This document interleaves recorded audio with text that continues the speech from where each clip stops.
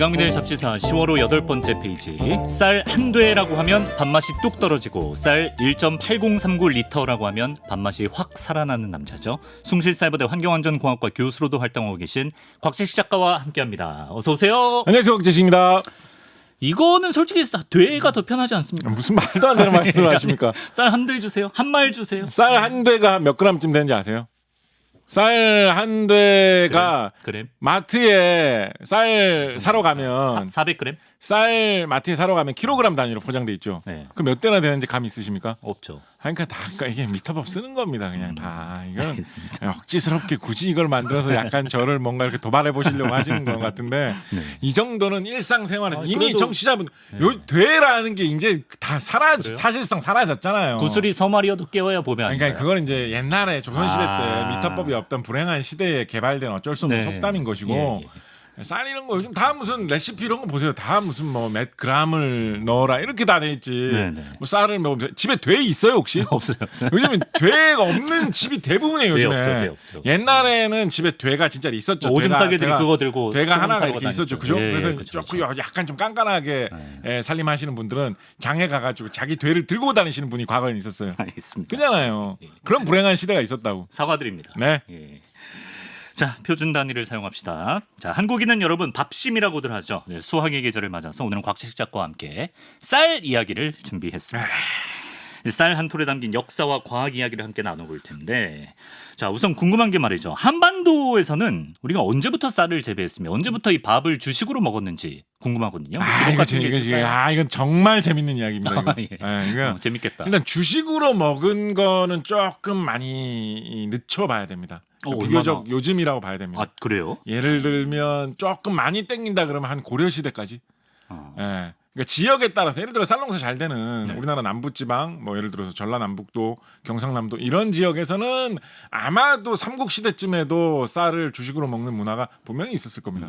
그런데 전국적으로 봤을 때 쌀이 밥의 기본이다라고 누구나 우리가 야 밥값 해야지 야 밥 먹었냐 이렇게 얘기하면 다들 이렇게 쌀밥을 자동으로 떠올리는 그 그림이 된 거는 상당히 좀 시대가 비교적 가까울 시대라고 봐야 예를 됩니다. 들어 고려 초기에 뭐 개성에 가면은 이렇게 밥을 주식으로 안 먹었을 수 있다. 개성 정도면 그래도 좀 보급이 잘 되니까 그래도 쌀 좀 퍼져 있겠지만 좋은 예 들어주셨는데 그래서 고려 초기에 평양 정도에 갔다.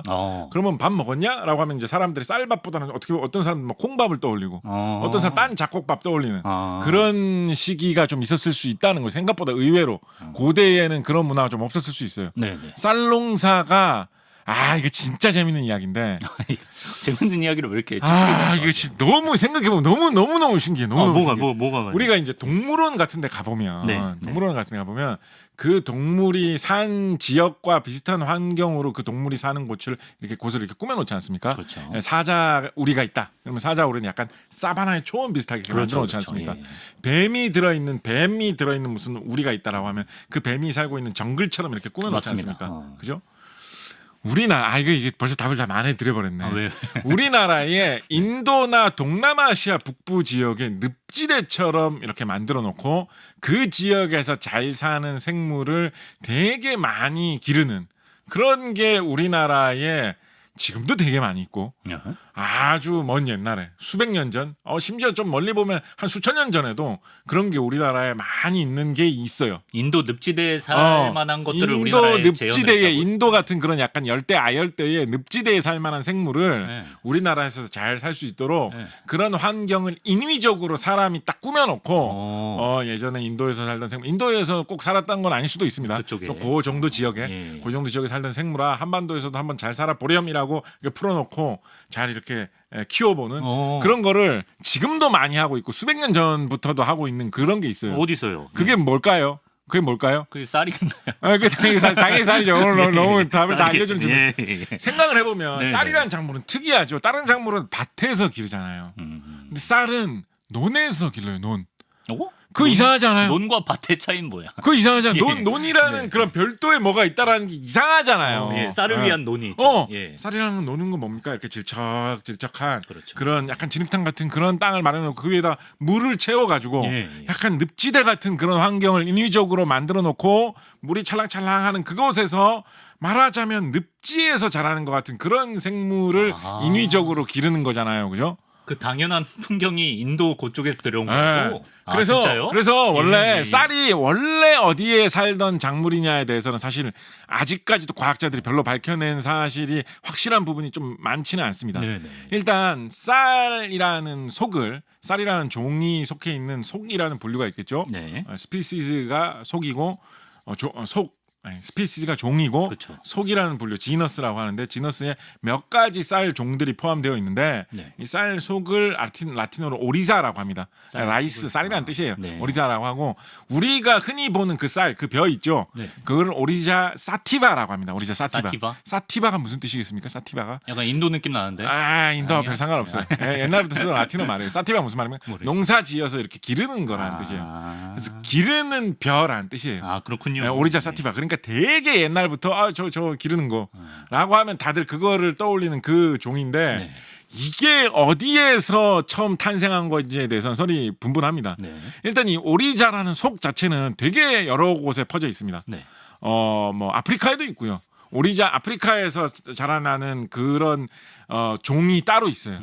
오리자 사티바가 아닌 딴 종의 쌀들을 아프리카 사람들은 키우는 곳들이 있습니다. 네. 그거는 좀 꽤나 달라요. 예. 그러니까 아프리카는 한반도에서 일본도 쌀 많이 농사 짓잖아요. 그죠? 그렇죠. 일본에서 생각을 해보면 아프리카는 얼마나 멀리 떨어져 있습니까? 멀죠. 예. 그러니까 굉장히 넓은 지역에 이 오리자라는 이 속에 해당하는 식물이 적응해서 퍼져서 살고 있다라는 그러네요. 거거든요. 예, 예. 그래서 오리자 사티바라는 이 종도 되게 여러 곳에서 시작되었을 가능성이 있습니다. 네. 현대 학자들은 대체로 인도에서 오. 중국 남부 정도에 이르는 구간 중에 어디에선가 출발해가지고 퍼져나간 식물로 보고 있습니다. 야, 네. 어떻게 추적하는지도 궁금한데. 예. 그래서 어쨌든 기본적으로 약간 아열대 지방 내지는 열대 지방에서 살던 식물이고 물이 좀 많을 때 잘 자라는 그런 식물입니다. 네, 네. 그렇다 보니까 우리나라에서 농사를 짓기 위해서는 그런 모습으로 꾸며서 주는 게 여러 가지로 유리한 점이 있습니다. 네. 요거 조금 이따가 혹시 기회가 되면 네. 구체적으로 뭐가 유리한지를 좀 더 설명드릴 시간이 있을지 모르겠습니다만 네.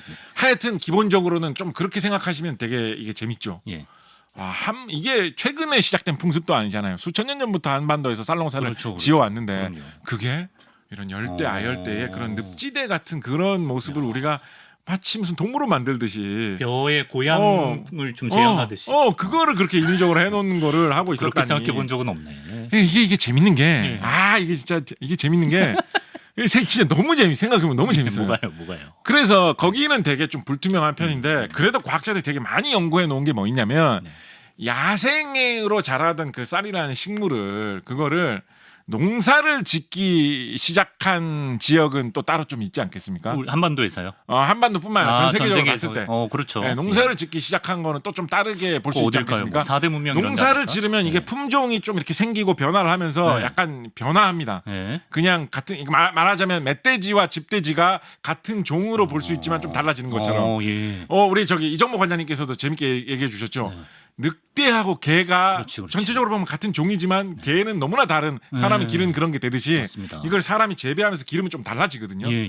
그래서 그거 같은 경우에는 어디에서 시작됐는지에 대해서 그나마 조금 더 많이 진전된 연구들이 어디예요? 있습니다. 그거는 처음 농사 지은 데는. 요즘에 인터넷에서 검색을 해보고 논문을 찾아보면 압도적으로 제일 많이 나오는 건 어디냐면 네. 중국의 양쯔강 지역에서 이게 시작됐을 거다. 그렇구나. 예, 그게 압도적으로 많이 나옵니다. 네. 근데 이게 과학적으로도 보면 그럴 가능성이 있고요. 실제로 그 양쯔강 지역에서 벼농사 시작된 역사가 진짜 오래됐을 가능성이 아주 충분합니다. 예. 세계 뭐 제1인지까지는 이거 뭐 올림픽 대회가 아니니까 뭐 누가 1위다 2위다 뭐 이거 뭐 벼한테 뭐야 민증 뭐 이렇게 해가지고 알 수도 없는 거고.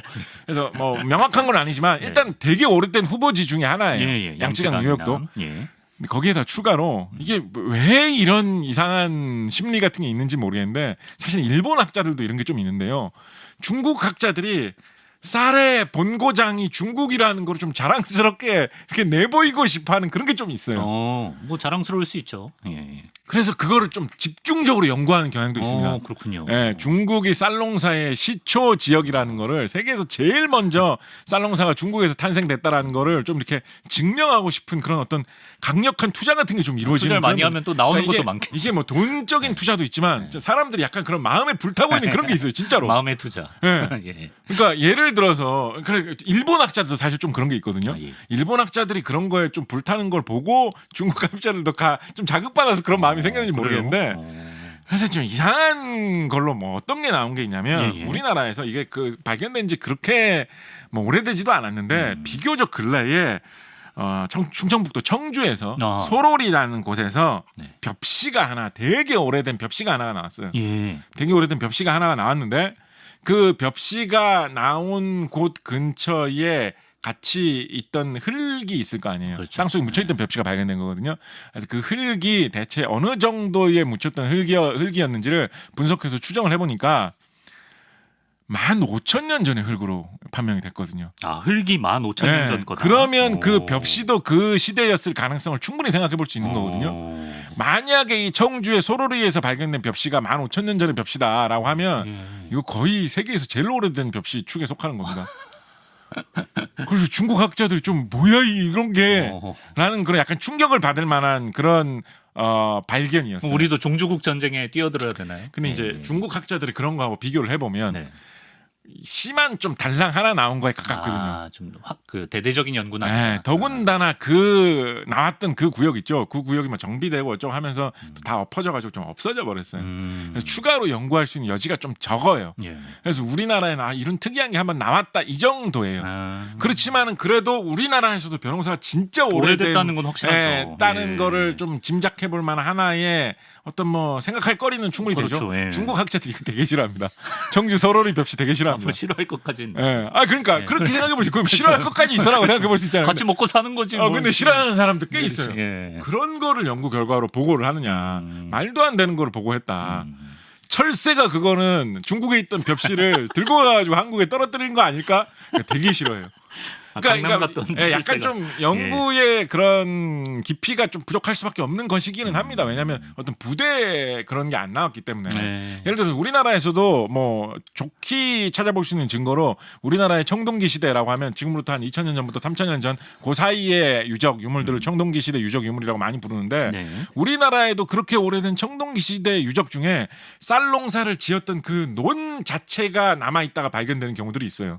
청동기 시대 예. 논. 예, 이런 거는 진짜 확실한 벼농사 지었던 흔적이죠. 그렇죠. 예. 예. 근데 중국에서는 그런 거를 그보다 훨씬 더 오래된 양쯔강 근처에서 찾아내고 있기 때문에 야, 이 정도는 돼야 벼농사의 원조지. 아. 막 이렇게 막 얘기를 그건 하거든요. 솔직히 인정이죠. 벽시 한두 개로 우리가 뭐 이길 수는 없죠. 근데 이거 그런데 확실하다고. 되게 약간 예. 좀 알레르기처럼 반응해요 중국 학자들이. 네, 그쵸, 그런 거 그쵸. 좀 보이지 마라 이런 식으로. 예. 약간 그런 자부심, 자존심 뭐 이런 게 좀 있는 것 같아요. 네. 근데 이제 재밌는 여기서 더 재밌어지는 부분 뭐냐면 뭐죠? 그럼 이제 생각을 할 거예요. 그럼 한반도에는 도대체 누가 어떻게 벼농사를 전파를 했을까? 지금은 우리가 이제 벼농사가 완전 뭐 한국하면 뭐 밥심이지 뭐 이런 말도 있을 정도로 그럼요. 다 기본이 됐는데 아까도 말씀드렸듯이 벼는 기본적으로 열대 아열대에서 잘 되는 거고 지형도 타고 이렇기 때문에 비도 좀 많이 와줘야 되고 이렇기 때문에 정말 비교적 근래까지도 여기서 근래라는 거는 이제 아까 말하던 15,000년 이런 거하고 비교해서 근래 그러니까 조선시대 이럴 때가 되기 전에는 전국적으로 쌀이 그렇게 기본적으로 흔하지는 않았단 네, 말이에요. 예. 다른 곡식도 많이 먹었지. 그러다 보니까 어떻게 한반도까지 쌀이 들어올 수 있었을까 벼가 들어올 수 있었을까 이런 거에 대해서 사실은 고민도 많고 연구도 많이 있습니다. 제일 쉽게 생각해 볼 수 있는 거는 중국에서 뭐 그렇게 오래됐다라고 하니까 중국하고 한반도하고 육로로 이어져 있으니까 뭐 어떻게 하다 보니까 이렇게 들어왔겠지라고 생각을 해볼 수 있는 게 제일 쉬운 생각이죠. 그렇죠. 그래서 그 생각이 제일 중론이기는 합니다. 네. 예, 그런데 좀 생각을 해보면 우리가 제일 쉽게 뭐 어떤 문물이 퍼진다라고 할 때는 사람이 조금씩 옆 동네에 영향을 미치면서 이렇게 전파되는 걸 제일 먼저 생각을 하잖아요. 그렇죠. 그런데 쌀농사가 그런 식으로 퍼졌다라고 생각하기에는 중국 북부지방, 한반도 북부지방에 쌀농사가 되게 안 되는 지역이 너무 추워서 단절된 데가 있네. 쌀농사를 할 수 없는 지역이 많이 그렇죠. 있단 말이에요. 일리 있어요. 그래서 네. 그런 식으로 전파되긴 좀 어려운 느낌이 많이 어려울 있어요. 것 같아요. 네. 그래서 전파됐다라고 하더라도 예를 들면 어떤 뭐 모험가나 무슨 뭐 어떤 탐험가나 상인 이런 사람들이 예를 들어서 한반도에 있던 어떤 아저씨가 네. 나는 저 멀리 서쪽에 뭐가 있는지 알고 싶어 라고 해서 막 갔더니 중국 사람들 막 살고 있는 거야. 예. 그래갖고 막 중국 사람들하고 이야기해 보니까 너네들은 도대체 어디에까지 살고 있느냐라고 하니까 저기 가면 양쯔강이라는 데가 있는데 저기에도 우리 같은 민족이 살고 있다라고 하면 거기까지 가봤더니 거기 사람 막 쌀농사 짓고 있는 거야. 이런 신기하게 있냐고 우리나라에도 한번 들고 가보겠다고 해서 그런 식으로 어떤 대모험에 의해서 들어왔을 가능성. 어디 연수 갔던 분들. 예, 뭐 그런 거를 좀 생각해 볼 만도 하죠. 네. 그렇다 보니까 더 과감한 주장으로 어떤 주장이 있냐면 과감한 주장. 그런 식으로 중국의 육로를 통해서 들어온 게 아니라 더 과감한 모험가들이 해로를 통해서 쌀농사를 전파를 해오지 않았겠느냐라는 설도 있습니다. 서해 건너서요? 조금 더 과감하게 생각하는 사람들은 서해를 건너서 그 양쯔강 유역에서 가져온 게 아니라 예. 예를 들면 동남아시아라든가 어. 뭐 인도에서부터 건너온 사람들이 어떻게 동남아시아나 중국 남부 홍콩 뭐 광동성 이런 데까지 왔다고 찌적지 해가지고 배를 타고 모험가를 만나서 예. 한반도로 들어온 게 아니냐 뭐 이런 설도 파다합니다. 문순득 같은 분이 나오셔야 되는데 이러면. 그래서 예. 크게 보면 이 북방 전래설, 남방 전래설 이런 식으로 있습니다. 어, 뭐 어떻게 보면 육로설, 해로설이라고도 할 수 있죠. 북방이래봤자 양쯔강 거긴 거죠. 그러니까 아, 예. 경로가 예. 중국 대륙을 육로로? 통해서 예. 이렇게 왔느냐, 위로 왔느냐, 아니면 해로로 왔느냐 이런 건데 아, 네네. 해로로 왔다는 설 중에서는 네. 동남아시아 이쪽을 통해서 왔다라는 과감한 설도 있어요. 궁금하긴 해. 이제 이게 여기서부터는 이제 뭐 별로 뭐 과학적이지 않은 그런 상상. 약간 상상에 비슷한 그런 이야기인데 네. 좀 이런 게 하여튼 이런 게 신기하고 재밌어요. 뭐가요? 네. 뭐가요? 우리나라의 여러 가지 뭐 신화나 전설 이런 것 중에 네. 쌀이라는 게 우리나라에 어떻게 처음 들어왔느냐라는 전설 신화로 비교적 좀 뚜렷하게 기록이 남아 있고 유명한 것 중에 어떤 게 있냐면 제주도가 탄생할 때에 관한, 그러니까 제주도에 사람들이 사는 나라가 문명이 처음 건립될 때에 대한 그런 전설이 있습니다. 예. 영주지라는 책에 보면 제주도에 뭐 그런 거 요즘에도 관광지로 개발돼 있죠. 요즘 그 거인 할머니가 앉아서 그것도 있고 그것도 있고 예. 뭐 설문대 할망 뭐 그 이야기도 예. 있고 그거 말고 좀 더 뿌리 깊고 더 오래되고 더 널리 퍼져 있는 이야기로 예. 삼성혈이라는 지금도 제주도에 관광지가 있어가지고 네네네. 뭐 고을라, 양을라, 부을라 그렇죠, 뭐 그렇죠. 세 명의 사람이 나와서 제주도는 고씨, 양씨, 뭐 부씨가 생겼다 지금 예. 그런 거 있죠. 예. 지금도 고씨, 양씨는 좀 여러 사람들이 우리나라에 많이 있지만 부씨는 좀 드물잖아요. 그래서 누가 뭐 부제식이다 그러면 너 고향 제주도냐? 뭐 그렇게 그쵸, 하면 그쵸. 예. 맞는 경우 꽤나 있죠. 꽤 있죠. 그럼 예. 아버지가 고향 제주도신데요. 이런 경우 꽤 있죠. 맞습니다. 그래서 그 사람들이 제주도 출신이라고 하는 그런 전설 중에 네. 전설을 좀 들여다보면 어떤 부분이냐면 고, 양, 부 이 세 사람들이 성은 다르지만 형제로 등장하죠. 하여튼 그 세 명의 사람들이 나타나가지고 활동을 하고 있는데 바다에서 무슨 배가 하나가 이렇게 배 비슷하게 생긴 그런 게 나타나는 거예요. 그래요? 예. 거기 가다 보니까 뭐가 있었느냐? 옥으로 된 함이 있었대요. 옥함이 있었대요. 약간 알처럼 생긴. 뭘까요? 약간 뭐 어떤 기묘한 어떤 뭐 무슨 배를 뜻하는 뜻이 그런 말이었을까요?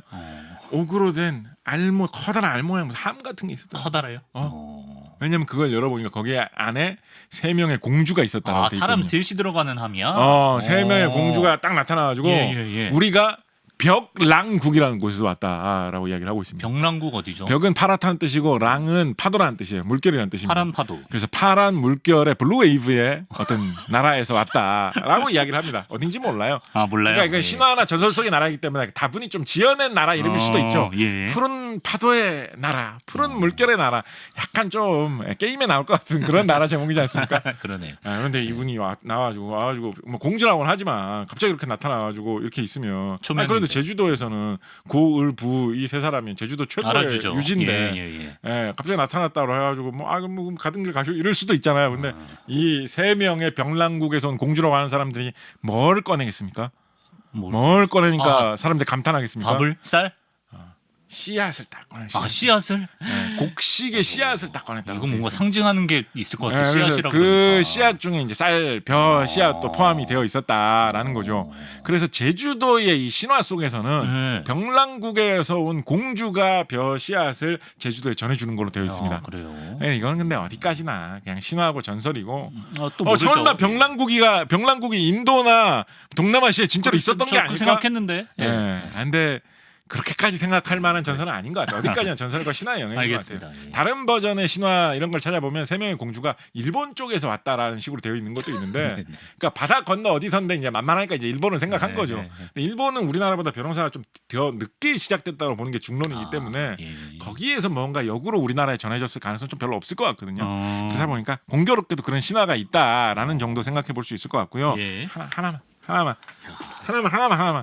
하나만. 오늘 좀 질문지가 3장이나 있네. 하나만. 이게 이게 재밌는 이야기인데 하나만. 요 다음으로 넘어가기 전에 예, 좋습니다. 하나만 좀 말씀드리면, 그래서 이게 벼의 출발 지역에 대해서 파고 들어보면 정말 생각해 볼 만한 거, 이야기해 볼 만한 거, 탐구해 볼 거리가 너무나 많은 게, 벼 같은 경우에는 벼라는 말이 있죠, 식물을. 그죠?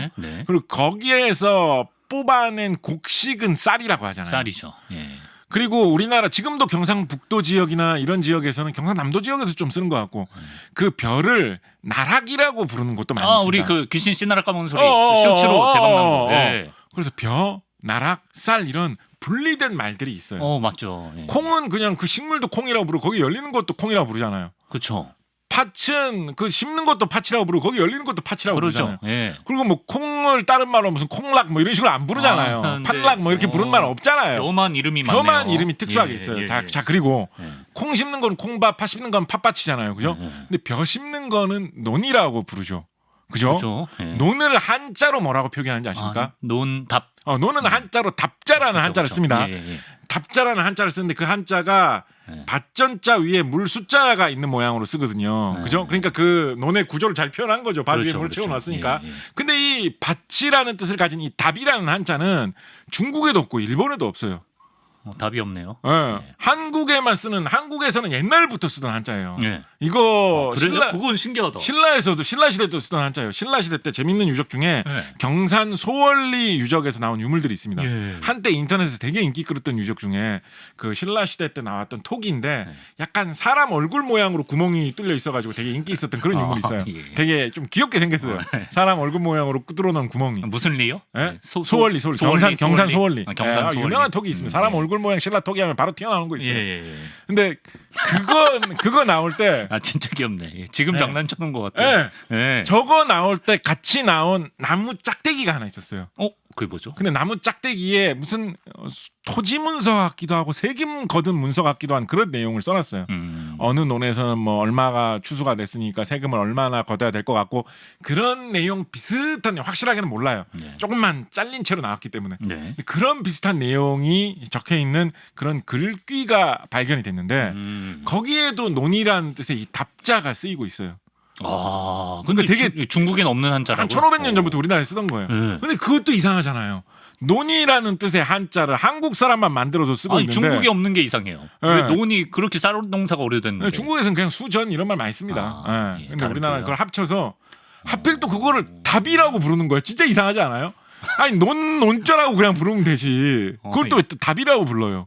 그러게요. 그래서 쌀에 관한 말은 특이한 게 많고 오. 그래서 꽤나 많이 퍼져 있는 학설로 어떤 설도 있냐면 예. 벼라는 말 있잖아요. 벼, 예. 벼라는 말이 좀 특이한 말이거든요. 벼, 어디서 다른 작물하고는 좀 느낌도 다르고 네. 쌀이라는 말은 다른 말들과 여러 가지 관계가 좀 보이는 말이에요. 네. 뭐 사람의 살 이런 거하고 발음도 비슷하고 그럴 수 있겠다. 뭐 쌀밥, 보리쌀 이런 식으로 뭐 붙여서 쓰는 경우도 많고 하기 때문에 쌀은 뭔가 다른 뿌리가 있는 말인 것 같아요. 벼는 좀 이상한 특이한 말로 보고 있어가지고 꽤나 많이 퍼져 있는 학설 중에 고대 인도의 산스크리트어로 이 벼 계통의 이런 작물을 브리히라고 하는데 브리히. 그게 한국에서 변화해서 벼가 되지 않았느냐라는 학설도 어허. 꽤나 많이 퍼져 있습니다. 그러니까 이것도 신기한 거죠. 어떻게 인도에서 쓰던 말이 네. 벼라는 우리가 너무나 친숙한 말로 자리 잡았느냐. 이게 사실이라면 네, 그게 쌀과는 또 다른 별도의 말로 이렇게 됐느냐. 그분 아니에요? 그분 해초 선생님, 해초 스님. 그러니까 그런 것도 예. 하나의 왕호 가능성 중에 천축국. 하나예요. 예. 삼국 시대하고 신라 시대 때는 예. 정말 신라의 이런 모험가 이런 사람들이 아니면 뭐 스님 이런 사람들이 예. 인도까지 직접 갔다 온 사람들이 꽤 있었거든요. 근데 거기가 어떻게 보면 쌀의 본고장일 수 있는 지역 중에 하나잖아요. 그렇죠. 근데 거기 가서 보고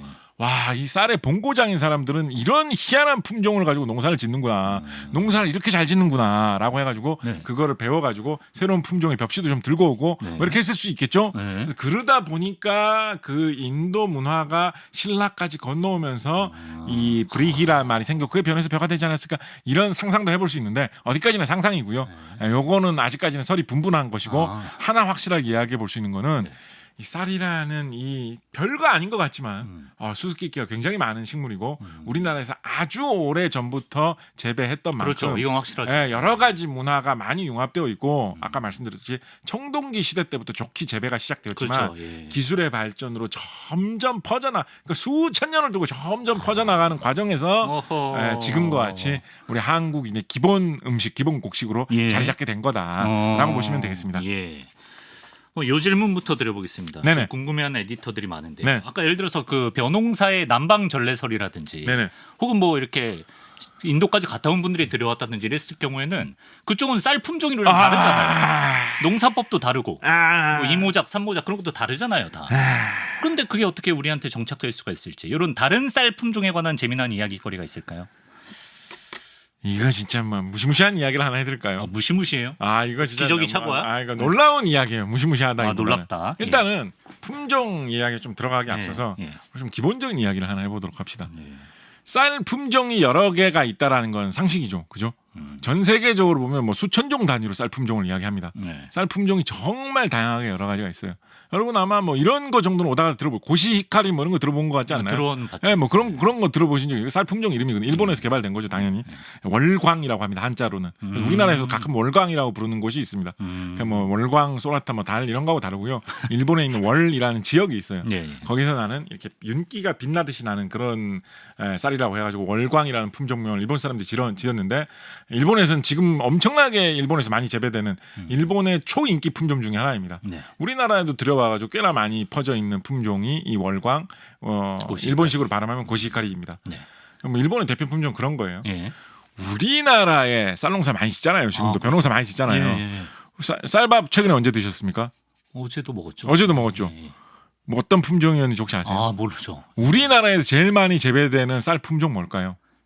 품종? 뭐 통일벼 이런 거는 품종이 아닌가? 그런 것도 품종이에요. 그래요? 근데 요즘에 통일벼 제로에 가깝습니다. 그래요? 통일벼 1990년 초에 90년대 초에 우리나라에서 아예 없애버렸어요. 그냥 통일벼라는 거를 정부에서 정책적으로 거의 없애버렸어요. 그래서 통일벼 국내에서 찾아보기란 거의 0에 가깝습니다. 만생종.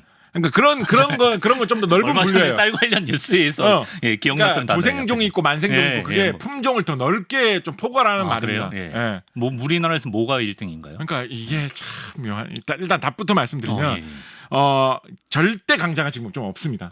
절대 강자가 없는데 많이 재배되는 품종 중에서 동진계 품종이 좀 유력한 편입니다. 처음 들어본다. 동진, 신동진, 참동진 이런 계통의 품종이 좀 양적으로 많이 재배되는 편입니다. 그러니까 이게 동진이라는 이름 어디서 왔을까요? 내 친구 동진이, 내 친구 신동진이 있는데 신동진이 개발해서 이름이 신동진인가? 여기 총수한 분도 계시고. 동진 강이라는 강이 전라북도 그쪽에 있죠. 있어요? 그래서 그쪽 지역에 평야가 넓게 펼쳐 있습니다. 그렇죠. 김제, 익산까지 평야가 넓게 펼쳐져가지고 옛날부터 쌀농사 정말 많이 나는 지역인데, 이름 좋네. 그 지역에서 익산에서 개발된 품종, 익산에 있던 연구소에서 개발된 품종입니다. 그래서 동진으로 출발돼가지고 그게 한번 개량돼서 동진 1호가 됐다가 신동진으로 아마 이름이 한번 바뀌었을 거예요. 요즘 통상 신동진이라고 부르는데 신동진이라는 품종이 양적으로 보면 1위 할 때가 꽤나 많이 있습니다. 그래요. 이게 이제 워낙 어떻게 보면 신동진의 고향이라고 할 수 있는 이 전라북도 지역에서 농사를 엄청 짓는데 거기에서 워낙 양적으로 농사를 많이 짓기 때문에 전국 평균을 내보면 신동진이 1위 할 때가 생기는 거예요.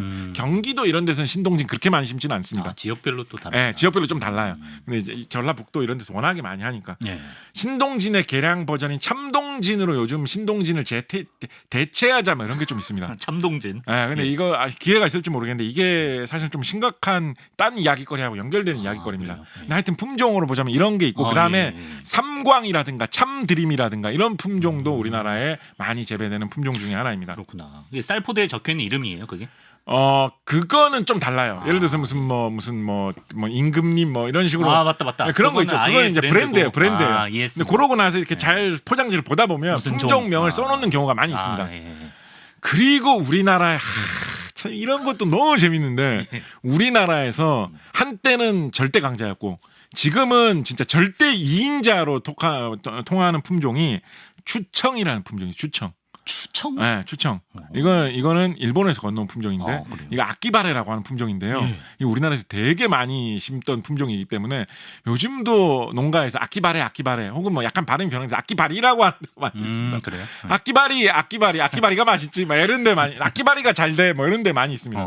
이게 한때는 우리나라 절대 강자였고요. 지금은 국산 품종이 우리나라에서 개발된 품종이 더 우세해졌기 때문에 지금은 1위를 못할 때도 많은데 2위 정도는 꽤나 차지합니다. 추청. 지금까지도. 예. 추청. 이 일본의 아이치현에서 탄생된 50년대인가에 탄생된 품종이에요. 네. 일본에서 되게 옛날에. 50년대. 그래서 60년대 일본에서 좀 보급을 하려고 했어요. 네. 근데 그다 실패했어요. 일본에서는. 왜요? 그러니까 어느 정도 좀 되는 듯 마는 듯 했는데 이 아키바레가 잘 걸리는 병이 막 돌고 이래가지고 일본에서는 추청이 한때 좀 나오나 마나 했다가 뭐 그냥 끝났습니다. 근데 우리에서 잘 됐네. 그런데 우리나라에서 어. 이거 진짜 좋아 보이는데 우리나라에서 도입을 해가지고 했는데 우리나라에서는 지금 이게 일본에서 50년대 개발돼서 60년대 퍼졌으면 지금 60년의 세월이 지났잖아요. 예, 그죠? 아직도 아직도 우리나라에서는 이게 많이 퍼지고 있어요. 건재예요. 예. 그래서 가끔 그 일본의 약간 농학자나 아니면 일본의 그런 농업 관계된 기관에서 좀 높은 분이 이렇게 오시잖아요.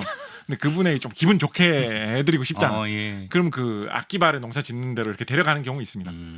그러면 이제 막 일본에서 온 그러면 막 같이 막 사진 찍고 막 이래요. 아키바레랑 그분이랑. 아키바레 데스 이런 그분이 있잖아요. 이번에 그 일본의 자민당 총재 후보로 나오셨던 분 중에 고이즈미 신지로. 예. 고이즈미 신지로 그분이 이 농업 쪽 부서에서의 높은 분이셨잖아요. 아, 그렇죠. 네. 그렇죠. 그래가지고 이분이 우리나라에 한번 오셔가지고 사진 한번 찍고 가셨는데 네. 사진 뭘 찍으셨겠어요? 아키바레 이분도 사진 찍고 보면 파주인가 어딘가 사진 찍었어. 파주에서 아키바레 이렇게 파주에서 들고 아키바레. 좀 자랑스럽게 아키바레 이렇게 들고 사진 이렇게 찍으셨어요. 뭐 그럴 수 있죠. 예. 우리나라. 일본에서는 이게 사라진 지 거의 사실상 사라진 지 60년이에요. 예. 근데 희한하게 우리나라에 와가지고 딱 정착을 해가지고 네. 한동안 한국인의 국민 쌀이었어요. 일본에서 넘어왔지만 뭔가 약간 뭐랄까요? 뭔가 트와이스 멤버처럼 뭐 이상한 비유긴 한데 약간 저 그분 좋아요. 하여튼 일본에서 건너왔지만 한국에서 흥한 그런 품종이 있었습니다. 그래서 저는 이런 거 좀 더 관심 가졌으면 좋겠어요. 우리가 무슨 와인 같은 거는 무슨 뭐 품종 뭐 빈티지 뭐 이런 거 엄청 따지죠. 엄청 따지잖아요. 뭐가 무슨 맛이 어쩌고 저쩌고 이런 거 엄청 따지는데 그렇죠. 정작 한국인이 맨날 먹는 밥 같은 저 경우에 동진계 부끄럽지만 처음 들어봤어요. 이게 무슨 쌀이 어디서 나는지 뭐 어떤 특징이 있는지 뭐 관심 있는 사람 별로 뭐 농사 지으시는 분들은 완전 상식인데 네. 다 아시는데 그렇겠죠. 도시에서 우리 현대 대한민국에서 도시에 사는 인구가 훨씬 많지 않습니까? 도시에 사는 사람들 대체로 와인 품종이나 빈티지는 엄청 따지지만 쌀 품종은 뭐가 있는지 뭐 국산이 많은지 뭐 일본산이 많은지 관심도 없는 경우 많이 있죠. 그렇죠. 우리나라 농업의 근간이고 그렇죠. 어떻게 보면 우리나라 맞습니다. 생명과학 기술의 한 축을 담당하고 있는 게 이런 농업의 품종 종자를 만드는 기술이기 때문에 이런 건 좀 더 관심을 가지셔도 좋다라고 생각을 합니다. 예. 자, 그러면 지금까지 말씀드렸던 이 모든 품종들은 다들 어떤 거냐면 흔히 말하는 단립종 자포니카 품종입니다. 자포니카 들어봤죠. 이게 크기가 좀 길이가 좀 짧고 네. 그다음에 찰지다. 동진 추청 지금 말씀하신 게 다 자포니카. 다 찐득찐득한 그런 달라붙는 찰기 있는 거? 밥풀이 잘 생기는 그런 자포니카 품종이라는 말이 누가 붙였겠습니까? 일본이네. 일본에서 자포니카라고 해요. 근데 사실은 이게 라틴어기 때문에 야포니카라고 해야 됩니다. 그렇죠. 발음상. 야포니카라고 해야 됩니다. 근데 야포니카. 이제 일본에서는 그렇게 하면 약간 야폰이 뭐야라고 하면 약간 일본 느낌 잘 안 나잖아요. 예, 알겠습니다. 일본 사람들은 항상 이게 자포니카라고 해요. 예. 그냥 약간 자펜 느낌 나니까. 예. 일본 학자가 현대에 이거를 네. 찾아가지고 쌀이 아까 오리자 사티바라고 말씀드렸잖아요. 네. 오리바 사티바 한 가지가 아니라 개에 늑대가 있고 사람 키우는 개가 있는 것처럼 오리자 사티바도 크게 보면 단립종 자티바하고 단립종 자포니카하고 장립종 인디카로 나뉜다. 인디카의 인디는 뭐겠습니까? 인도죠. 그래서 인도 계열 동남아시아에서 많이 하는 뭐 안남미 이런 거. 그런 찰기 없는 그 쌀 있죠. 흐트러지는 거. 뭐 베트남 음식이나 동남아 음식 같은 거 먹으러 가면 일부러 그걸로 해서 주잖아요. 그죠? 네. 그래서 그거 나름대로 어떤 또 독특한 맛이 있는 느낌이 있지 않습니까? 그죠? 네. 그래서 그거는 별도의 아종이라는 말 사용합니다. 별도의 아종으로 개와 늑대가 구분되듯이 네. 개 사이에서의 품종이 많이 있지 않습니까? 그렇죠. 뭐 시추도 있고 뭐 요크셔 테리어도 있고 많이 있지 않습니까? 근데 그거하고 늑대하고는 조금 더 높은 단계에서 또 구분이 되듯이 크게 보면 여러 가지 이렇게 품종들이 있지만 크게 보면 다 묶어서 단립종, 자포니카 종이라는 그 품종 무대기가 있고 네. 그거하고는 한결 다른 인디카라는 인디카 품종도 품종 많습니다. 예. 인디카의 다양한 여러 가지 품종들이 있다라고 보시면 되겠습니다. 예. 그래서 아마도 이제 이런 생각하는 거죠. 이게 어떻게 이렇게 달라졌을까? 중국 사람들은 뭐라고 주장하겠어요? 이게 바로 이 동남아시아, 인도 이런 쪽에서 건너온 그 쌀을 고대 중국의 농부들이 선사시대 중국의 농부들이 양짜강 지역에서 치열하게 이거를 심어서 개량해가지고 이런 게 탄생한 거다. 이런 식으로 중국 농부들은 막 중국 학자들은 막 주장합니다. 그렇게 또 끼워 맞출 수 있네요. 그럴 가능성도 그럴 상당해요. 수도 있죠. 그럴 네, 수도 그럴 있죠. 가능성도 상당합니다. 네. 자, 그런데 여기까지가 이제 품종에 대한 기본적인 이제 설명이에요. 네. 좀 제 표정 때문에 많이 조급해지신 것 얘기하게 같아요. 해주세요. 저도 조급해요. 요 이야기 해야 돼요. 이미 분량은 다 찼고. 벌써요? 예. 벌써요? 일단 이야기 이어가시죠. 해야 돼. 이야기 진짜 안 할 수 없어요. 예, 해야 지금 돼. 빌드업을 하고 계시니까. 이야기 해야 돼. 예, 좋습니다. 우리가 지금 현재 쌀이 부족한 나라라는 느낌은 아니잖아요. 그렇죠. 우리나라 예. 뭐 음식물 쓰레기가 너무 많다 이런 걸 고민하는 나라잖아요. 맞습니다. 어느새. 예. 그죠? 실제로 전국의 쌀 소비량 대비 쌀 생산량 이렇게 해보면 쌀이 남아 돌게 된 지 벌써 수십 년이잖아요. 그죠? 쌀값과 무관하게 쌀은 남아 있다고 그게 하더라고요. 그렇잖아요. 예, 그죠? 예. 그런데 생각을 해보면 지난 수천 년 동안 네. 쌀이 청동기 시대 이럴 때는 쌀이 주류 작물도 심지어 아니었고 조선 시대 이럴 때 생각을 해보면 항상 쌀이 부족하고 굶주림에 시달리는 사람들이 많고 쌀이 모자라서 걱정이고 흉년 때문에 고생하고 이런 시대가 수백 년 동안 이어졌죠. 그렇죠. 예. 그런데 현대 문명이 들어서면서 네. 현대 과학 기술이 발전을 하면서 그걸로 세상이 뒤집어지면서 쌀이 남아 도는 세상, 음식물 쓰레기가 문제가 되는 세상으로 세상이 바뀌는 거거든요. 그 계기가 있나? 그 계기가 단 하나의 계기는 아닌데 예. 그 계기를 상징하는 사건으로 정말 많은 사람들이 이야기하는 게 아까 쌀 품종에 대해서 뭐 거의 모르신다는 우리 저요. 편집장님께서도 이름은 한번 들어보셨다는 그 통일벼의 개발입니다. 그렇군요. 예. 통일벼라는 품종이 네, 네. 농사를 지어가지고 쌀 소출량이 많아지게 하기 위한 그런 품종 개량 기술의 결과로 탄생한 이 과학 기술의 결과물이거든요. 네. 그래서 이거 개발하는데 노력한 사람으로 제일 많이 언급되시는 분이 허문회 박사님이라는 분입니다. 허문회 박사님. 1960년대에 이 쌀 품종을 좋은 걸 만들겠다라고 결심하시고 정말 열심히 연구를 하셔가지고 70년대 초에 이 통일벼 개발에 성공하신 분이죠. 야. 근데 이분이 이제 제일 유명하시긴 해요. 이분이 네. 뭐 과학 기술인 명예 전담 뭐 이런데 헌액도 되어 있고 막 제일 유명하신 분이긴 해요. 그렇지만은 이 통일벼가 개발되고 통일벼라는 단 하나의 품종만 있는 게 아닙니다. 물론 그런 품종도 있는데 네. 실제로 우리가 통일벼다라고 하면서 사람 통일벼가 70년대 초부터 한 80년대 중반까지 짧게 봐도 80년대 초반까지 한 10년 정도 많이 심었거든요. 그러다가 80년대 중반 이후로 좀 퇴출시켰어요. 그래서 인위적으로 90년대 초에는 없애버렸는데 왜냐하면 이 정도로 양쪽으로 충실한 제품을 더 이상 만들 필요 없겠다. 지뢰죠. 세상에 그게 바뀌어서 그런데 그 10년 동안 유행한 그 시대 때 우리가 통일벼라면서 심었던 품종이 개량 버전이 많이 있습니다. 그렇군요. 그래서 통일벼가 하나의 품종도 아니거니와 네, 네. 이 통일벼 개발하는데 공을 세운 사람이 허문회 박사님 말고도 여러 분 계세요. 다른 많은 과학자들이 있습니다. 예. 그래서 여러분이 많이 노력을 하셨는데 네. 제일 대표적인 인물이 허문회 박사님이기 때문에 그분 위주로 좀 설명을 드립니다. 참고로 허문회 박사님 그 따님 중에 허성기 박사님이라는 분이 계신데 네. 그분도 이런 농업 작물 이런 거 그래요? 연구 요즘도 하고 계십니다. 야. 그래서 완전 이런 농업 과학 연구하시는 집안이 그러네, 진짜 되어버렸죠. 큰 기여를 하셨네. 허문회 박사님이 이런 벼 품종을 개발해가지고 훨씬 더 쌀이 많이 열리는 그런 벼를 개발해가지고 한민족을 이런 거 좀 거창하게 얘기해야지 좀 멋있을까요? 그러니까 60년대 감성으로 좀 얘기하지. 민족을 이 굶주림의 구렁텅이에서 구하겠다. 60년대 감성이죠 이런 거 약간. 네. 그런 결심을 하시고 네. 연구를 열심히 하시다가 어디로 가셔서 결정적인 돌파구를 얻었는지 아십니까?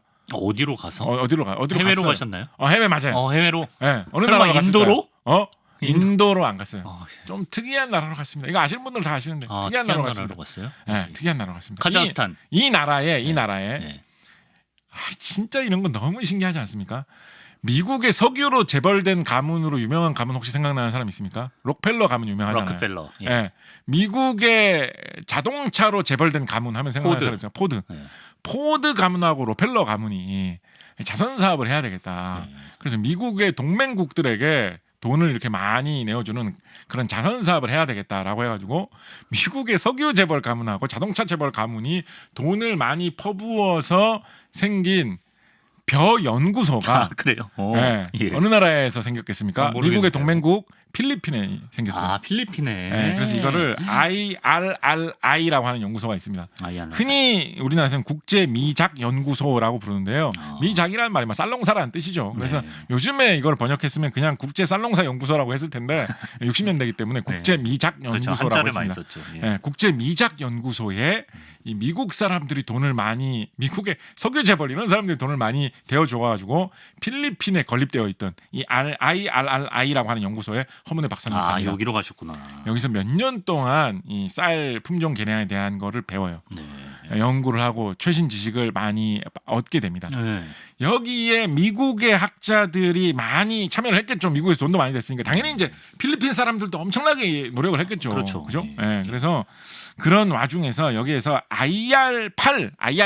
IR8라고 하는 IR이라는 국제 미장 연구소의 약자를 딴 거고 네. IR8이라고 하는 품종이 개발됐었어요. 음. 이 품종을 당시에 기적의 쌀이라고 불렀습니다. 기적의 벼라고 불렀어요. 왜죠? 왜냐하면 예. 이 품종이 일단 제일 좀 어떻게 보면 좀 별로 어이없는 특성일 수도 있는 간단한 특성일 수도 있는데 키가 작게 자라요. 키가. 키가 작게 자라요? 예.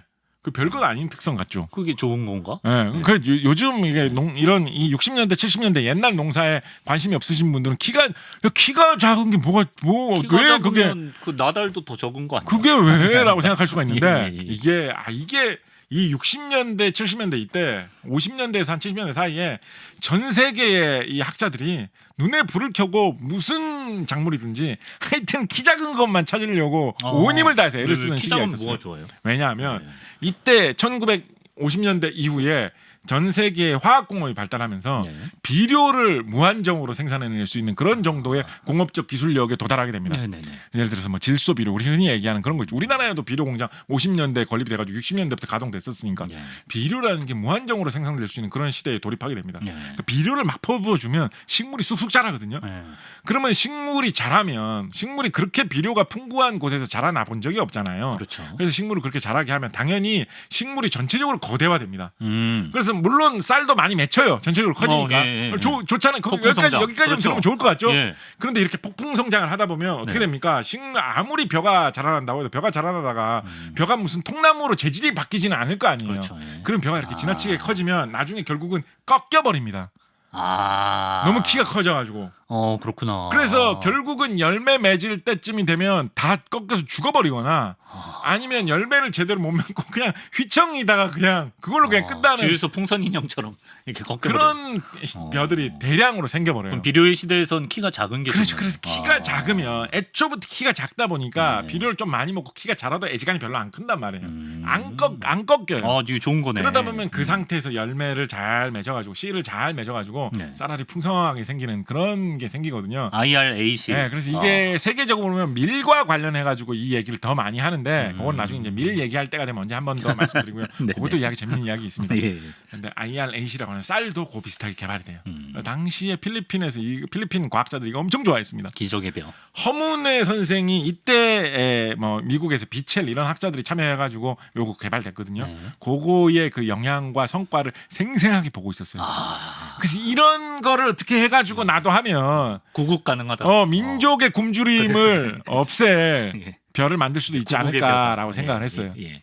그래서 이분이 그러면 나는 어떤 식으로 품종을 개발해 볼까라고 생각을 했냐면 이런 좀 키가 덜 자라는 품종 중에서 선택을 하되 새로운 품종을 개발하려면 좀 특이한 것들 사이에 잡종을 만들어야지 좀 새로운 품종이 생길 그렇죠. 거다라고 네, 생각을 그렇죠. 하고 네. 과감하게 네. 전통적으로 우리나라에서 많이 하던 이 단립종 자포니카 계통의 자포니카랑, 품종하고 예. 장립종 인디카 계통의 품종을 예. 잡종을 만들어 보는 이런 시도에 도전을 합니다. 어. 이 시도에 도전해 본 사람들이 없던 게 아니었어요. 우리나라보다 과학기술이 훨씬 더 먼저 빨리 발전했었던 일본 학자들이 이거를 옛날부터 많이 했었습니다. 네. 다 실패했어요. 근데 어떻게? 다 실패했어요. 대단하시네. 그리고 그래서 그때 당시에 우리나라에 있던 아까 뭐 이런 뭐 추청, 아키바레, 네. 그다음에 뭐 고시히카리 이런 거 말씀드렸듯이 우리나라는 쌀 품종은 쌀은 일본에서도 많이 하고 자 일본이 쌀 농사 잘 되는 편입니다. 네. 지금도 예. 그렇다 보니까 쌀은 일본 사람들을 개발해가지고 들여오는 게 뭐 최고다 이런 당시만 해도 그런 게 있었거든요. 예. 그런 게 있었거든요. 예. 그래서 그런 흐름 속에서 일본에서 이거 다 실패했다라고 했는데 이거는 택도 없지라는 그런 생각도 할 법했는데 허문회 박사님은 IR8 이런 게 국제 미작 연구소에서 막 필리핀 사람들하고 미국 사람들하고 막 이렇게 해가지고 나이스 막 하면서 개발되는 나이스 라이스 막 이렇게 하면서 개발되는 그걸 보고 도전해 볼 만하다는 생각을 하셨던 것 같아요. 그래서 도전했어요. 근데 좀 실패했어 사실은. 안 되는 건 안 되는 거잖아요, 그죠? 근데 이분이 뭘 생각을 하셨냐면, 그러니까 잡종이 원래 잡종을 만드는 것까지는 되는데 그 잡종이 후손이 잘 안 생기거든요. 그렇죠. 네, 그리고 노새처럼. 당나귀하고 말하고 이렇게 보면 노새는 생기는데 그렇죠. 이 노새가 새끼를 못 치잖아요. 네. 그런 현상이 많이 이제 발생을 하거든요. 비슷한 현상이 발생을 해가지고 이런 인디카하고 자포니카의 잡종을 만든다라는 것까지는 했는데 그 잡종을 다시 길러가지고 거기서 씨앗을 계속 얻어내지를 못하게 된 거예요. 일본 사람들도 이래서 접었지. 그렇죠. 근데 이분이 뭘 생각하셨냐면 극복하셨을 거 아니에요. 네. 뭘 생각하셨냐면 여기서 멈추지 말고 네. 하나를 더 갖다 대보자. 세 개를? 그러니까 인디카 품종 하나하고 자포니카 품종 하나하고 잡종이 생겼죠. 생겼죠. 이 잡종들끼리 간의 후손을 보려고 하니까 실패를 했는데 네. 여기다가 네. 이 잡종하고 잡종들끼리만 후손을 보게 하지 말고 네. 이 잡종하고 제3의 또 다른 품종하고의 잡종을 만들어 보자. 잡종은 또 번식이 된다고? 그럴 수 있지 않겠느냐 도전을 한 거예요. 예. 참고로 일본 학자들도 이거를 시도를 안 한 게 아니었습니다. 일본 학자들이 현대 과학을 받아들인 다음부터 이때가 60년대인데 이것저것 해봤겠죠. 생각해 보면 몇십 년이 지났는데 이걸 시도를 안 해봤겠습니까? 예. 안 해본 게 아니었어요. 실패한 거예요. 그런데 일본 학자들은 이 일본에서 한국에서 중국에서 옛날부터 기르던 이 자포니카 품종을 비슷한 걸 개발해야 된다는 걸 생각을 해가지고 인디카하고 자포니카 품종을 만든 다음에 그 잡종하고 또 다른 자포니카 품종의 잡종을 만들 생각을 했거든요. 예. 그래야지 우리에게 친숙한 뭔가가 나올 거라는 생각으로. 그렇죠. 그런데 인디카를 또 허문의 이분은 네. 인디카 뭐 거기가 더 원조일 수도 있는데 그렇지. 우리나라 뭐 전설이긴 합니다만 동남아 유학파시기로 우리나라 네. 뭐 전설 중에는 뭐 인도의 뭐 허황옥이 뭐 김해 평양에 그렇죠. 찾아와서 뭐 눌러 살고 뭐 이런 것도 있는데 네. 까짓 거라고 해가지고 예. 자포니카 인디카 품종의 잡종을 만든 다음에 인디카 품종을. 품종 하나를 더 해가지고 잡종을 또 만드는 걸 한 거예요. 예. 그랬더니 튼튼하고 계속해서 후손을 만들어낼 수 있는 그런 잡종 벼 씨가 탄생이 된 거죠. 그게 통일벼예요? 그게 이어져서 통일벼가 된 겁니다. 그거를 한국으로 들고 와가지고 이걸 심으면 예. 이 인디카 품종의 특성과 자포니카 품종의 특성을 중에 좋은 것만 갖고 있어가지고 잘 자라나면서 정말 씨앗이 많이 생기는 쌀이 많이 열리는 그런 벼가 탄생을 하고 예. 밥맛도 애지간히 우리가 먹던 거하고 비슷하다라고 해가지고 탄생된 게 이 통일벼 계통의 품종입니다. 야. 여기에 되게 허문회 박사님을 비롯한 수많은 한국 과학기술인들의 어떤 땀과 눈물, 열정이 여기에 들어있는 거고요. 예.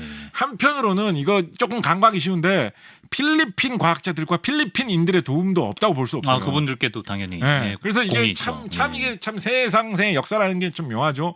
한국인이 배고픔에서 벗어났다라는 게 얼마나 큰 우리나라 역사의 전환입니까, 그죠? 그럼요. 거기에 희한하게 이렇게 중간에 필리핀 과학자들이 한번 이렇게 쓱 한번 개입됐다가 빠집니다. 이렇게. 미국의 뭐 석유 재벌, 자동차 재벌 이런 사람들하고 한 별 상관도 없을 것 같은데 이렇게 한번 왔다가 빠지는 이런 일이 발생을 합니다. 조금 하나만 이 이야기 그냥 정리하는 김에 오늘 하나만 타이밍 치고도 좀 늦었네. 하나만 진짜 라스트 하나만 하고 끝내야 돼요. 이거 하고 끝내도록 하겠습니다. 이거 하고 끝내도록 하겠습니다. 약간 미디엄급으로 준비해 주세요. 그래서 이게 사실은 이렇게 막 아름다운 빛나는 성과만 있었다라고 하기에는 좀 부작용 같은 것도 있었어요. 왜냐하면 이게 이제 정부 주도로 진행된 사업이잖아요. 네네. 정부에서 이거를 심으라고 엄청 밀어붙였어요. 예. 그러니까 이거를 심기 싫었던 사람들도 많이 있었을 거잖아요. 사실은 있었겠죠. 예를 들어서 나는 뭐 통일교 좋지만 우리 집에서는 뭐 다른 것도 고시깔이 잘 됐다고 우리 집에서 악기발을 잘하고 있었다고 이런 사람도 있었을 거 아니에요. 우리 집에서는 뭐 대대로 우리 중조부 때부터 심던 품종이 있는데 이거 하게 해달라 이런 사람들도 있었을 거 아니에요. 여러 가지 사정상 신품종 도입을 망설이는 사람들도 있었을 텐데 지금도 뭐 우리나라에서는 정부에서 입김을 이렇게 내뿜으면 다들 좀 이렇게 하지만 이때는 70년대 아닙니까?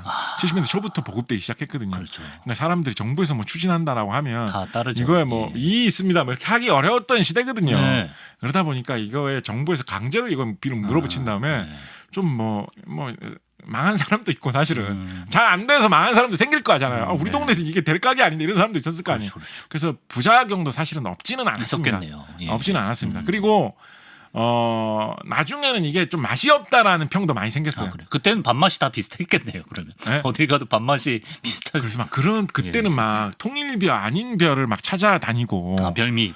통일벼는 이거 나라에서 키우라고 하니까 이거 길러가지고 어떻게 하고 네. 따로 이렇게 조그맣게 아키바리 해가지고 그거는 이제 뭐 손님 오시면 주고 뭐 그런 동네 진짜 있었을 정도로. 그럴 수 있겠다 진짜. 예, 그런 게 좀 있었어요. 그러니까 처음에는 이게 안 따지는 사람 좀 안 따지기도 해요. 왜냐하면 사람에 따라서는 아이 뭐 밥을 뭐 짭짤한 김치하고 젓가락하고 그렇지, 먹는데 반찬이 다 뭐 있지. 밥이 반찬이 중요하지 밥이 크게 중요한가? 그럴 수 있죠. 그런 사람도 있는데 또 밥만 따지는 사람도 많이 있잖아. 있죠. 밥이 이렇게 질어 뭐 밥만 많이 따지는 사람도 있잖아. 네. 그러니까 이게 또 그런 게 또 좀 있거든요. 네. 그렇다 보니까 이게 약간 갈등의 소지도 좀 있어가지고 예. 어떻게 보면 좀 절반의 성공이라고 할 수도 있습니다. 냉정하게 평가를 해보면. 그런데 이 과학 기술의 발전이라는 면에서 보면 절반의 성공이 아니라 이게 2배의 성공인 게 이거를 시도함으로 인해서 한국 과학자들이 일본보다 우리가 한 발 더 앞서나갈 수 있구나. 일본 사람들이 전혀 못하던 경지에 우리가 전혀 다른 길로 그렇죠. 시도해가지고 예. 해낼 수 있구나라는 아. 그 어떤 강한 경험과 자신감과 전혀 새로운 우리만의 길을 개척을 하게 된 거예요. 그게 진짜 무형의 가치네. 예, 무형도 아니고 이제 쌀이 나오니까 유형이기도 그건 또 하죠. 유형이에요. 실제로 새로운 쌀 유무형의 품종이 나오니까 유형이기도 하죠. 예, 예. 예, 그렇게 돼가지고 그 후로 뭐 쌀 품종 지금 엄청 많습니다. 아까 말씀드린 뭐 동진, 신동진, 참동진, 뭐 삼광이니 뭐 여러 수십 엄청난 품종들 계속 개발되고 이런 품종을 개량하는 거 이런 거 세계에서 대한민국 과학자들도 얼마든지 해볼 수 있다. 한국이 과학 기술로 뭔가를 도전해가지고 세계 최고가 될 수도 있다라는 그런 어떤 자신감, 그런 새로운 길 이런 거를 한국의 과학 기술인들의 마음 속에 이렇게 새기게 했다라는 거는 이게 어떻게 보면 통일교의 좀 진정한 가치죠. 아직 안 끝났어. 이거 끝난 거 아니에요? 지금 딱 감동적으로 끝난 거. 이거 조금만 더 마무리만 좀 짓게 해주세요. 마무리만. 그럼 오늘 밥 편이니까 한 공기만 더라고 하세요. 한 공기만 더. 한 공기만 한 글만 더. 예. 예. 이게 대충 어느 정도냐. 그러니까 어느 정도냐. 그러면 어느 정도냐. 예. 이게 옛날 통계를 찾아보면 헥타르당 3톤 초반대가 원래는 생산되는 게 우리나라의 보통이라고 하고 있습니다. 헥타르당 3,000톤? 예, 헥타르 3톤. 3톤. 농사에 대해서 아무 감이 없으시군요. 숫자에도 감이 없어요. 네. 헥타르가 이제 가로세로 100m를 말하는 거거든요. 네. 네, 가로세로 100m 그러니까 10,000제곱미터를 말하는 거예요. 그러니까 10,000제곱미터에서 3,000kg 초반대의 쌀이 생산이 된다는 겁니다. 그렇죠. 예. 그러니까 제곱미터 가로세로 1m에서 한 300g 좀 넘는 정도의 쌀이 생산되는 게 60년대 우리나라 쌀 농사의 기본이었어요. 네네. 그런데 이 통일벼 계통의 작물을 심어가지고 농사가 잘 되면 예.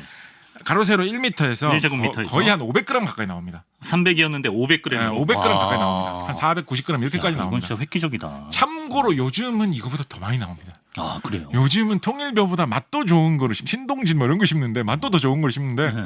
요즘은 400 몇십 그램 기본 500 몇십 그램 이렇게 하는 데도 있어요. 질과 양은 제곱미터당. 다 충족하네요. 요즘은 우리나라에서 쌀 농사 지으면 세계에서 제곱미터당 생산되는 쌀 양이 제일 많고 뭐 이럴 때 일본보다 뭐 무슨 뭐 농사 잘 되는 어느 지역보다 쌀 생산량 더 많을 때도 우리나라 많아요. 그때부터 진짜, 계속 발전시켜 온 거죠. 네.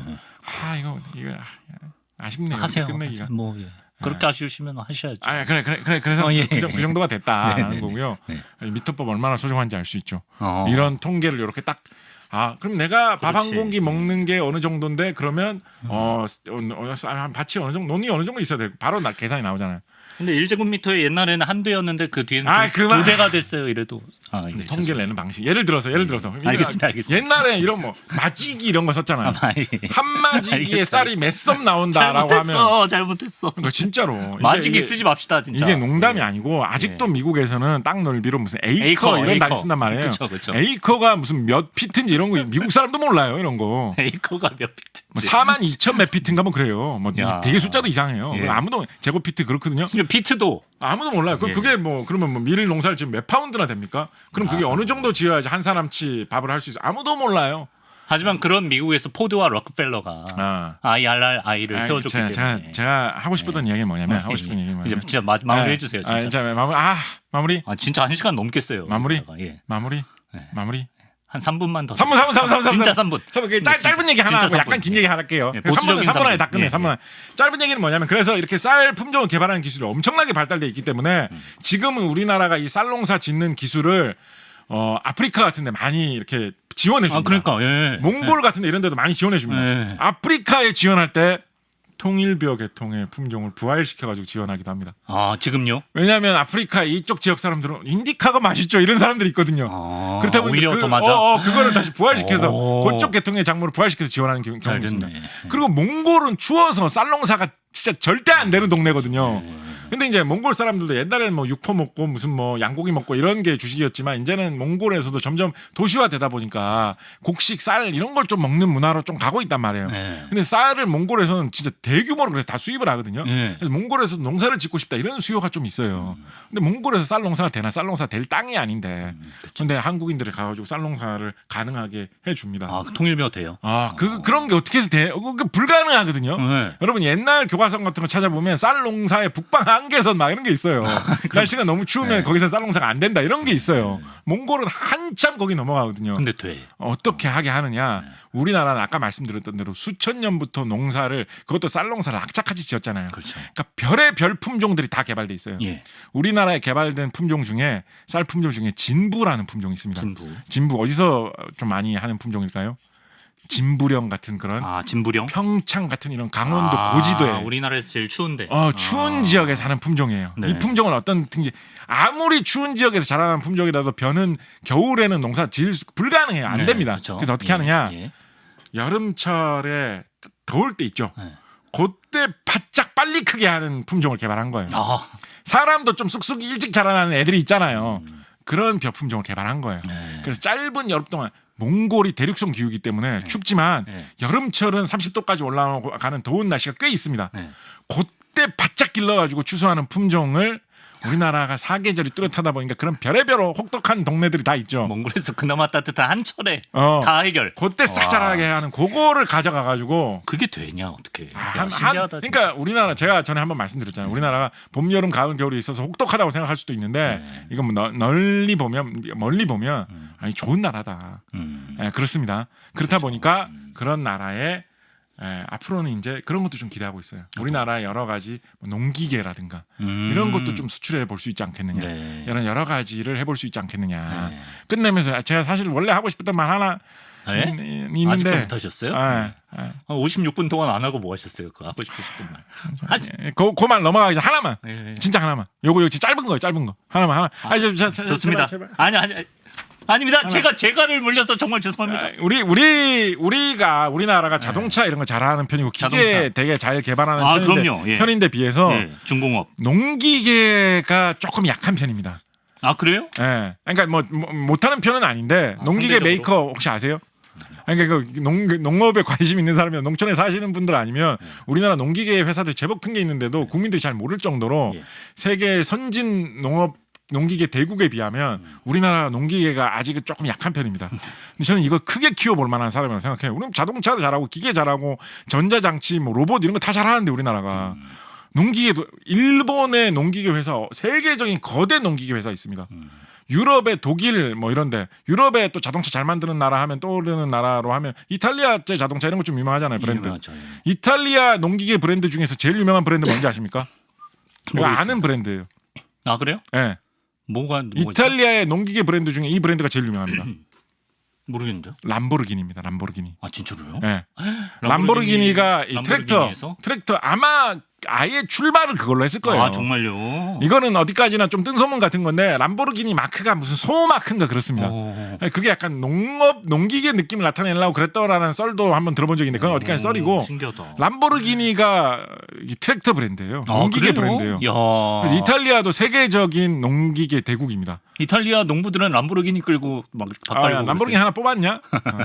람보르기니를 너무 뭐 논에서 굴려. 참고로 이탈리아에도 논이 있습니다. 예. 이 이야기도 해보면 진짜 재밌는데 이거 생략. 오늘 왜 이렇게 생략. 야, 잘 나중에 쉬고 언젠가 오셨나 할 일이 보다. 있게 생략. 예. 그래서 농기계 산업 이런 것도 우리나라가 세계의 선진국들과 함께 해볼 만한 산업이다. 농업 기술이 탄탄하기 때문에. 네. 참고로 스웨덴 같은 나라는 이런 식으로 좀 발전 못했어요. 왜냐하면 스웨덴이 농사가 잘 안 되거든요. 그렇군요. 스웨덴은 쌀농사 이런 거 꿈도 못 꾸는 그런 데거든요. 우리나라는 이런 거 해볼 만한데 아직은 조금 못 나간 것 같다. 좀 투자를 더 하면 좋겠네요. 그런 생각해볼 수 있을 것 같습니다. 예. 세계로 우리의 쌀이 뻗어나가고 있는 만큼 음. 언젠가는 우리가 굶주림에서 해방되었듯이 아프리카의 식량난을 겪고 있는 그 나라들이 한국 쌀을 심으면서 신동진을 심으면서 지금 쌀이 그렇게 잘 자라고 뭐 남는 게 이렇게 많은데 어딘가에서는 쌀을 못 먹는 게 있어서야 되겠습니까? 제가 이제 이게 이제 진짜 끝이에요. 네. 더 이상 얘기 안 할게요. 네. 제가 이제 마지막으로 끝내면서 하나 좀 드리고 싶은 말씀이 뭐가 있냐면 이제 우리나라에서 어떤 업적이라든가 특히 이제 기술적인 어떤 이런 성과물 같은 걸 이야기할 때 네. 옛날부터 이렇게 좀 이제 높은 사람을 섬기던 문화가 많이 있다 보니까 좋은 게 나오면 그때 당시에 높은 사람 업적으로 그걸 많이 하는 문화가 우리나라 좀 있습니다. 네. 예를 들어서 큰 다리가 하나 생겼다라고 하면 네. 그 다리를 저건 무슨 시장이 놓은 오케이, 거야라고 오케이. 한다거나 이해했습니다. 예. 무슨 공장 같은 게 하나가 생겨가지고 거기서 아주 좋은 제품이 나온다라고 하면 야 저거 그 회장님이 그렇죠, 그렇죠. 만든 제품이야 맞아요, 이런 식으로 맞아요. 말하는 경향이 있어요. 예, 예, 예. 통일벼 뭐 이런 것도 나오면 그때 당시에 어떤 높은 분 이름을 대가지고 누가 통일벼 만들었잖아 이런 식으로 말하는 경향이 있는데 네. 뭐 그분도 뭐 태클 안 걸고 지원되게 해줬으니까 공이 없다고는 할 수 없죠, 그죠? 그렇지만 보통 그런 게 개발될 때 실제로 진짜 땀 흘린 그런 과학 기술인들은 좀 따로 있어요, 보통. 다리를 그렇죠, 무슨 그렇죠. 시장이 놓은 거잖아. 네. 그 희한하고 멋진 다리를 개발하고 설계하고 수십 명, 수백 명 예, 있죠. 그거를 네. 짓기 위해서 땀 흘린 사람들이 네, 있어요. 있죠, 계시죠. 그 사람들을 우리가 좀 더 볼 필요가 있다. 맞습니다. 예. 허문회 박사님과 그 동료들 이런 사람들이 통일벼를 만들었다고 좀 해야 된다라는 이야기도 좀 하고 싶습니다. 예. 왜냐하면 그렇게 좀 이야기를 해야지 그 성과에 대한 평가도 조금 이렇게 정직하게 냉정하게 할 수 있는 것 맞아요. 같아요. 그런 거, 예. 이건 높은 사람 띄우기식으로 너무 말하다 보면 이게 뭐라 그러죠? 화무시비롱이라고 네. 그분이 인기가 없어지고 나면 나중에 이제 반대쪽에서는 그거를 괜히 또 공격하고 싶은 그럴 심리가 수 생깁니다. 있어요. 예. 그 시장이 인기가 없어지면 야, 저 다리 그 시장이 나 때문에 야, 그 다리 문제 많아. 괜히 그렇게 되는 경우도 있거든요. 그래서 정당하게 평가받아야 되는 게 평가를 좀 못 받게 되는 수도 있어요. 좀 제대로 보는 거. 네, 그래서 네. 좀 객관적으로 기술적인 이 업적을 좀 평가하려면 정말로 땀 흘린 그 과학 기술인들의 그 모습을 좀 더 우리가 집중해서 좀 보자라는 말씀도 마지막으로 좀 쌀쌀하게 감사합니다. 드리고 싶었습니다. 쌀쌀하게. 예. 감사합니다. 오늘도 제가 언로를 그렇게 탄압했는데도 불구하고 꿋꿋이 처음으로 1시간을 넘겼습니다. 우리 언젠가 좀 쌀 속편 한번 해보시죠. 곽재식 최고 기록. 윤재수 의원한테 못 미치지만 곽재식 최고위원. 예. 이거 쌀 속편 언젠가 한번 해보죠. 좋습니다. 이탈리아 쌀 쌀농사 이야기 이런 거 재밌습니다. 좋습니다. 예. 네. 기대됩니다. 이제 이 방송 분량을 보고 사람들이 그 사람이 이거 했대 기억하겠죠. 곽재식이 이걸 해냈습니다. 그리고 혼자의 힘으로 해냈어요. 예, 그렇습니다. 그러니까 우리도 잡다한 지식사냥 같은 이런 좋은 프로그램. 예. 나 사장님이 만들었대. 라고만 너무 말할 필요 없다. 사장님 성은 언제 하셔가지고 예. 알겠습니다. 예, 이 분량은 이분 혼자 만들어낸 분량이라는 거를 드리면서 쌀에 담긴 과학과 역사 얘기 나눠봤습니다. 밥 잘 챙겨 드시고 고맙습니다. 감사합니다.